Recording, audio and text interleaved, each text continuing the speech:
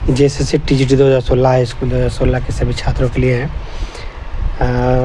Late information दे रहे हैं क्योंकि थोड़ा बिजी शेड्यूल चल रहा था। पहले समझिएगा कि 9 मई को जो जांच टीम जो जांच हो रहा है, जो इसमें गड़बड़ी हुआ है, जो हम लोगों का जो आरोप है कि इसमें सीट की संख्या ज़्यादा है, गलत तरीके से नियुक्ति दिया गया है सब लोगों को, सोर्स पर भी के बेसिस पर नियुक्ति दिया गया है। तो जो जांच चल रहा है वो 9 मई को जो सुनवाई हुआ था उसके बारे में, और अगली सुनवाई जो है वो 16 मई 2026 को है, नेक्स्ट हियरिंग है। और उसी दिन जो है, पहले ये समझ लीजिएगा कि 9 मई को जो सुनवाई हुआ उसमें जो रिपोर्ट मांगा गया था, सबसे इम्पोर्टेंट एविडेंस ये मांगा गया था कि सभी छात्र जो नियुक्त हुए हैं उनका नाम, subject, roll number, category, date of joining और किस आधार पर उनको ज्वाइनिंग दिया गया, मार्क्स के बेसिस पे या किसी केस के बेसिस पे ज्वाइनिंग दिया गया, वो सब मांगा गया था, लेकिन उन लोगों ने नहीं दिया। ये चीज़ हम लोग कोर्ट के सुनवाई के समय याद रखिएगा कि जब केस का हियरिंग हो रहा था, जब हम लोग जजमेंट केस हम लोग के फेवर में हुआ, तो उस समय भी ये चीज़ को मांगा गया था लेकिन नहीं दिया गया था। उसके साथ में जो है ये भी है कि हम लोग जो है ये पता होगा कि फरवरी 2024 तक 9,600 कुछ सीट खाली हुआ था। 2024 के बाद आपको पता ही होगा कि कितनी नियुक्ति हुआ है। नियुक्ति लगभग नहीं के बराबर थोड़ा थोड़ा हुआ था, और बहुत सारे लोग डीबी करने गए थे, डीबी नहीं करवाए थे, उन लोगों का सीट भी खाली है। तो आधे से ज़्यादा सीट खाली है और छात्रों को नियुक्ति नहीं दिया गया।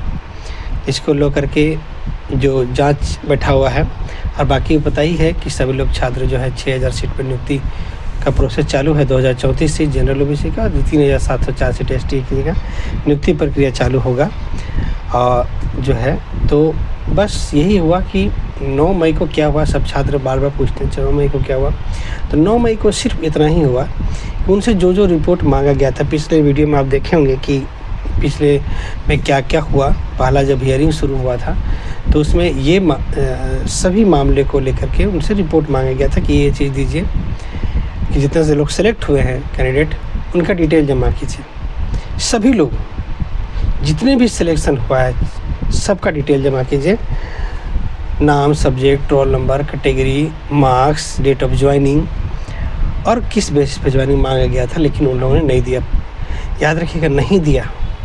अब उनको 16 तारीख को बोला गया है कि 16 तारीख तक आपको किसी हालत में देना पड़ेगा रिपोर्ट, तो वो रिपोर्ट उस दिन देंगे। साथ में एक चीज़ और समझिएगा कि इन लोगों जो इन लोग रोकने की कोशिश किया था, याद रखिएगा कि जांच नहीं हो, इसके लिए एलपीए में केस फाइल किया है, जबकि एलपीए में कोई स्टे नहीं है और स्टे होगा भी नहीं।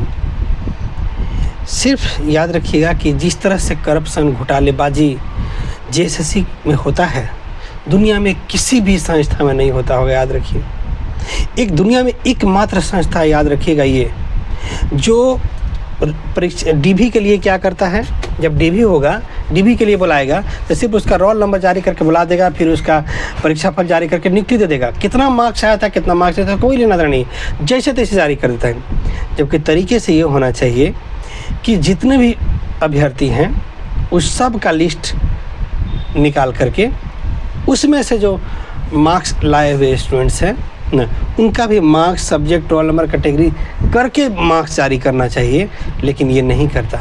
अब बिहार में 1 लाख छात्रों का होता है, उसमें मार्क्स के साथ में रिजल्ट जारी किया जाता है, लेकिन ये मार्क्स के साथ रिजल्ट जारी नहीं करता, बिल्कुल जारी नहीं करता, क्योंकि ये चोरी करता है।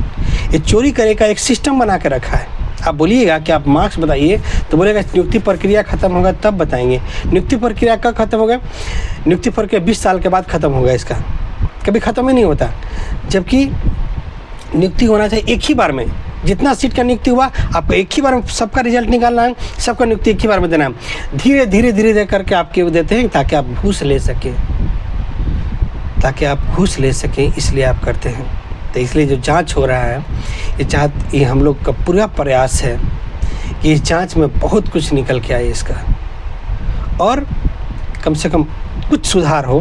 बाकी अभी पीजीटी 2023 का भी केस चल रहा है, बाकी अन्य केस भी इसके ऊपर करके इसका सभी भंडाफोड़ करके, और इस घोटालेबाजी में जो इन लोगों ने घोटालेबाजी कर करके जो है अरबों खरबों का जो इन लोगों के पास संपत्ति इकट्ठा करके रखा है, जेएसएससी और जेपीएससी 2 लोग है पूरा दुनिया में, एक संस्था जो रोल नंबर और और सीधा नियुक्ति हो गया, ख़त्म कहानी, और बाकी ढूंढते रहिए।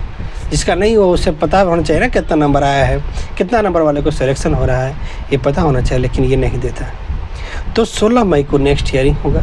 16 मई को आपको हम बताएंगे, लेकिन 9 मई को सिंस किसी कारणवश हम बिजी हुए थे इसलिए नहीं बता पाए, क्योंकि बहुत ही ज़्यादा बिजी शेड्यूल था मेरा। तो ये वो 9 मई को कुछ दिया नहीं था। 9 मई को हम पता किए तो हम लोग को पता चला हमको कि नहीं, उसने जो है कुछ दिया ही नहीं, जो उससे मांगा गया जवाब वो दिया ही नहीं।